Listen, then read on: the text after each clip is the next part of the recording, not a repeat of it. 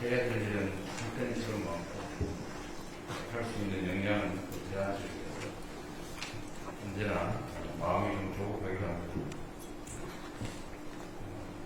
인생이라고 하는 것도 짧고 제한되어 있긴 하지만 우리가 일할 수 있는 시간도 매우 제한적이어서 있는 시간이 나면 정말 최선을 다해야 될 것 같습니다.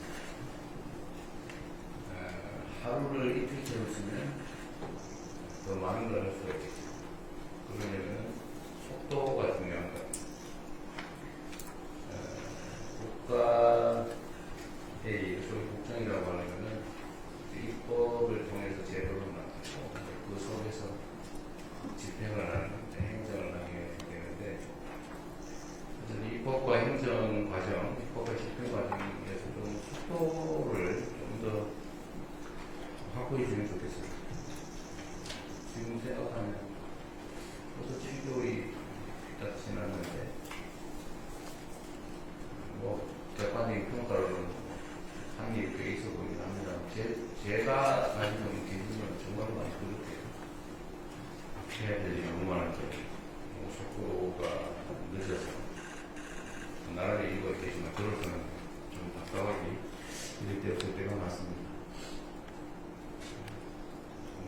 집행부죠. 국회, 협력 요청이고, 집행 지휘를 철저하게 신속하게 해주시기 다시 한번 당부드립니다. 국정이라고 하는 건 또 결국은 멋진 이상, 가치, 이념을 지향하는 실천하는 측면도 있지만 또 한 가지는 결국 국민들의 삶을 개선하는 것 아닌가 싶습니다. 세상이 좋아져야지, 등 따시고 배불러야지, 일단 배고프고 헐벗고 굶주리면 힘들지 않습니까? 그래서 좀 실효적인 정책들을 해야 되는데, 보통 생각하면 아주 획기적인 어떤 거 없을까 이런 고민들을 많이 하고 그런 게 있을 수도 있죠. 그러나 쉽지가 않아요. 통상적으로는 그런 획기적이고 좋은 일이 있으면 우리도 하도록 나왔겠어요. 누가 다 했겠지. 그럼 도대체 뭘 하냐? 열심히 연구하고 검토하고 하기는 하되, 지금 당장 할 수 있는 일들을 최대한 찾아서 빨리 많이 하는 거예요. 저는 시장 도지사 할 때도 그런 생각을 했는데,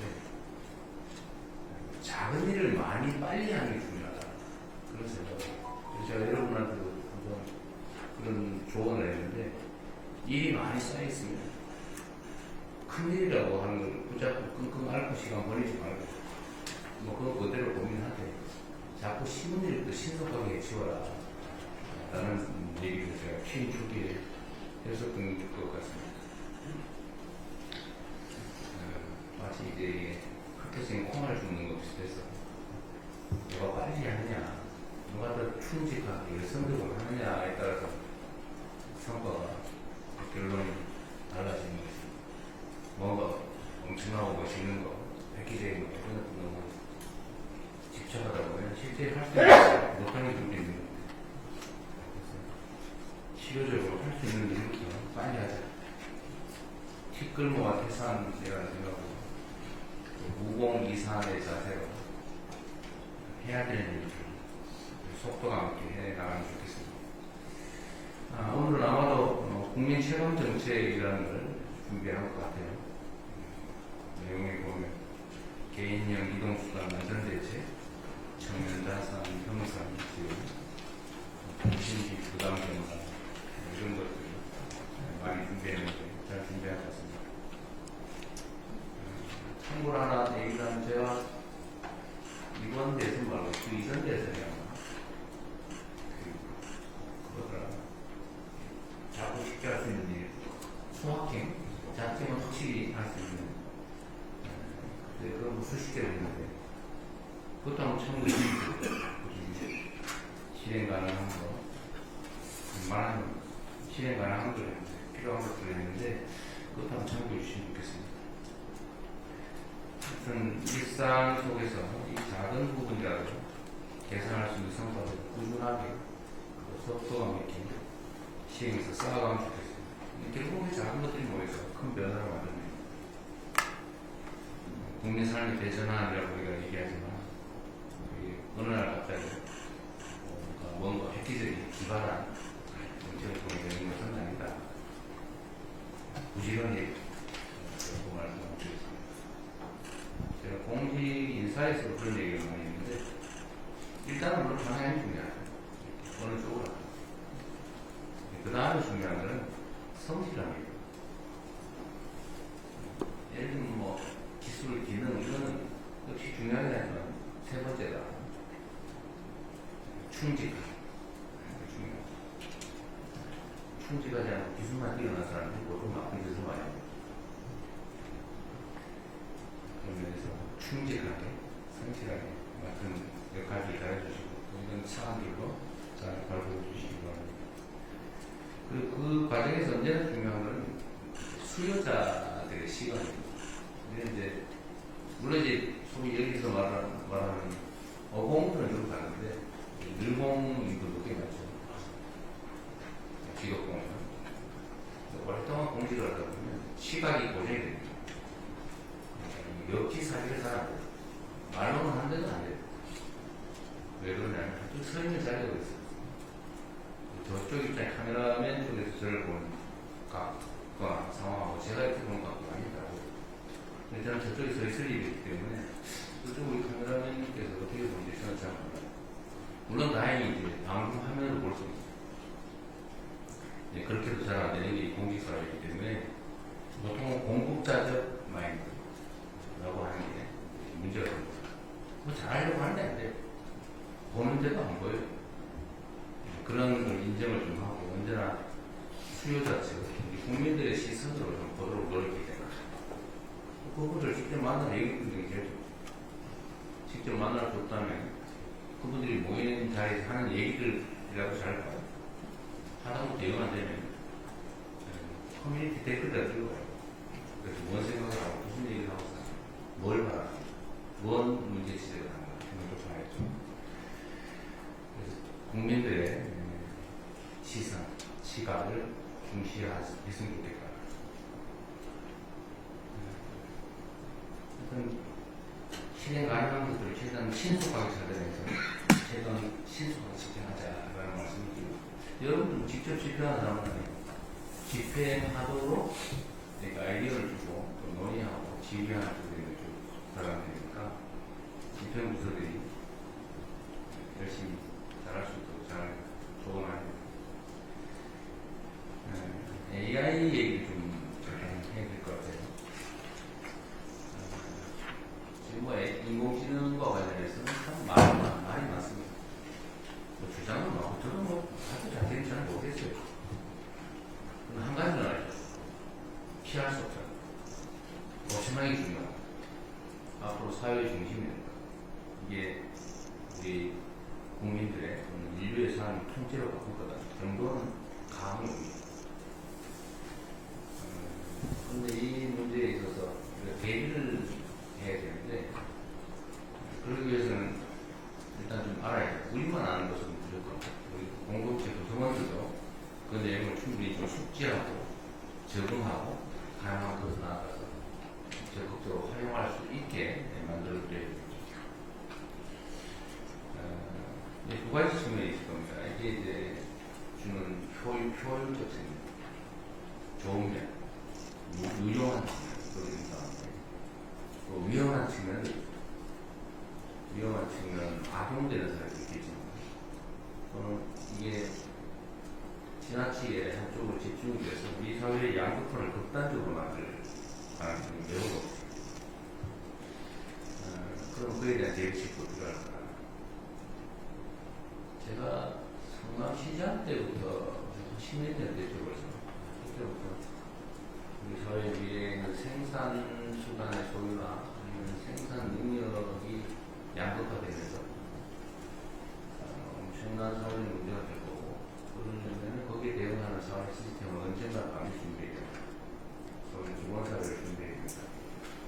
그 얘기했다가 뭐 사회주의자 말갱이 과격한 뭐 이런 얘기 많이 들었는데 지금 상태에서 이 저의 문제 제기에 대해서 동의하시는 분이 많으신 것 같아요. 어딘가 제가 공론조사 같은 걸 한 걸 봤는데, 어떤 이 극단적 양과 인공지능사회, 여기에 대비하기 위해서는 기본사회 정책이 필요하다라는 점에 대한 동의 정도가 상당히 높아진 것 같습니다. 제가 이걸 하자니까 오늘 그래서 제가 말하기 진짜 무서워지고 있는 겁니다. 왜곡하지 않고 제대로 제 말씀을 받아들여주는 것입니다. 우리는 민주주의 사회에 살기 때문에 토론을 많이 해야 됩니다. 왜냐하면 입장이 다르기 때문에 토론을 논쟁을 해야 됩니다. 논쟁을 통해서 차이를 죽이고 오해를 없애고 최대한 입장을 가까이 만들어봐야죠. 근데 이 토론하고 시비를 구별 못하는 사람도 있어요. 소위 시비 건다고 하죠. 시비를 거는 거와 시비를 하는 거, 싸움을 하는 거하고 토론을 하는 거에 결정적 차이가 있습니다.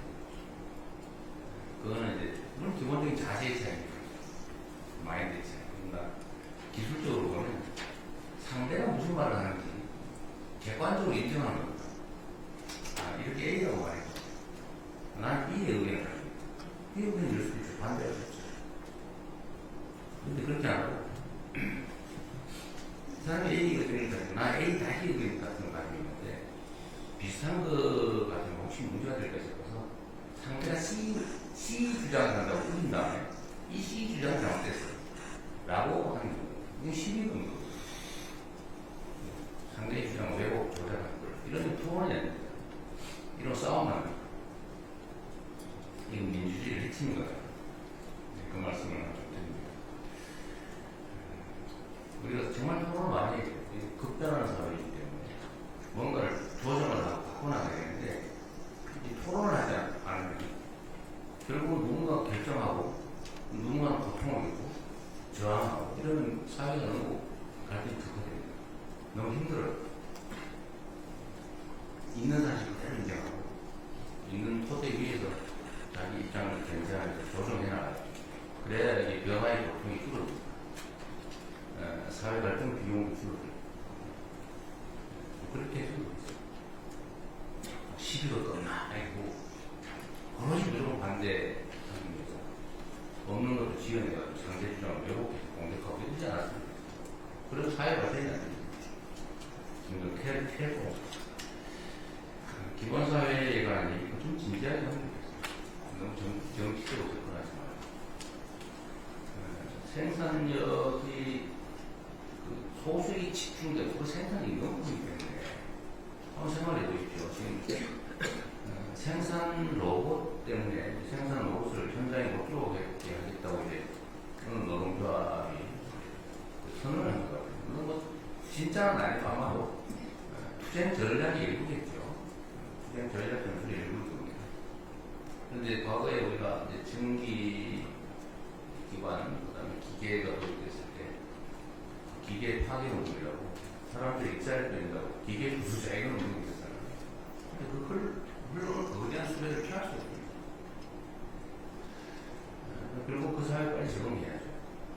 기술이 증기기관 기계를 통제하는, 조정하는, 만들어내는, 수리하는, 뭐 이런 기능이 또 필요하잖아요.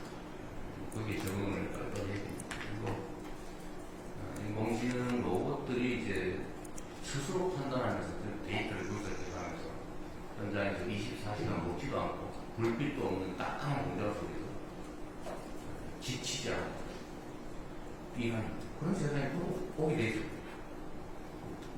피할 수 없어요. 그럼 그 생산 수단을 가진 쪽이 엄청난 부를 축소가 되는데 대다수의 사람들이 일자리를 찾기 버리고 물론 일자리였겠지만 정말 기계 인공지능이 할 수 있는 아주 고도의 노동 일자리 아니면 인공지능 로봇이 하지 않는 더 싼 노동 뭐 이렇게 일자리 양극화 될 거라고 예측을 했습니다. 생각보다 빨리 오고 있어요.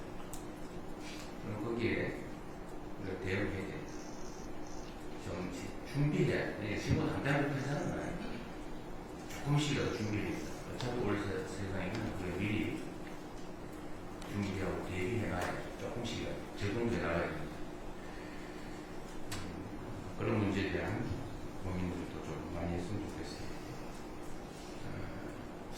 기억에 이런 게 있을 거예요.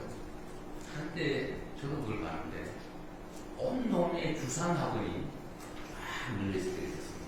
주산. 온 동네에 뭐 창문까지 그런 데도 이제 1원이요, 2원이요 이런 막 이렇게 그리고 뭐 앉아가지고 막 주산 상상을 하면서 막 숫자 8248 더하기 2548 곱하기 2는 막 이런 거 했잖아요.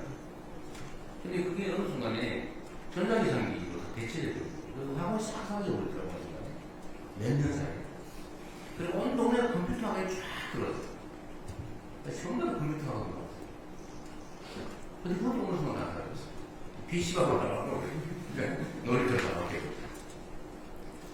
근데 이렇게 세상이 급변하는데 저는 인공지능도 비슷하고 모든 국민이 이걸 사용하지 않을 수 없어요. 최대한 빨리 인정하고 빨리 학습하고 또 정부는 학습할 기회를 부여하고 이걸 도구로 많은 사람들이 생산에 참여할 수 있는 기회를 만들어요. 우리가 해야 될 현재 아주 중요한 일이다. 생각을 바꾸는 준비를 해야 돼요. 이건 절대 안 돼. 이건 있을 수 없는 일이야. 말도 하지 마. 말하면 빨리. 이렇게 하면 적응이 안 돼요. 안타깝게 그런 게 있죠. 저는 뭐 얘기하면 좀 어떨지 모르겠는데 주식시장 주가가 지금 정상화되는 과정이라고 보거든요. 세상에 다 알고 있었어요. 한국만 그렇잖아요. 똑같은 주식인데 한국 오면 한 4, 50% 할인된다고. 근데 우리나라에 상장하는 미국 가서, 아니 유럽 가서 상장하잖아요. 이유는 한국이기 때문에. 왜 한국이 뭐 때문에? 그거 제거하면 정상으로 갈까요? 그래서 정상으로 가는 중이잖아요. 근데 이걸 인정 못하는 사람도 있어요. 그럴 리가 없어. 그러면 안 돼. 이게 정치적으로 판단을 해가지고 반대 방향으로 가다가 망하는 사람이 있잖아요. 그 방치하면 안 되죠. 이게 이제 경제와 정치는 분리해야 되는데, 사회 문제에 대한 대응도 정치와는 분리가 돼야 되는데, 거기다 모든 정치적 요소를 투입해가지고, 해석하고, 주장하고, 억지 쓰고, 그러다 거기에 일부는 넘어가고, 엄청난 피해를 입게 만들고, 사회 발전도 해치고, 이러면 되겠습니까? 이런 것도 있어요. 가끔씩 우리가 이제 어려운 것도 있는 경우가 있는데, 외국으로부터 부당한 공격을 당합니다. 최소한 그럴 때는 우리 바깥에한테 함께 목소리를 내고 같이 싸워줘야지. 아, 잘 됐다. 저놈들 얻어맞네. 잘 때리고 있어. 이러면 되겠어요? 그거 누구지 뭐라고? 그러지 않아 생각했습니다. 이게 그래서 되게 선진국이라고 불리는 나라들은 외교 안보 문제에 관한 입장이 크게 다르잖아요.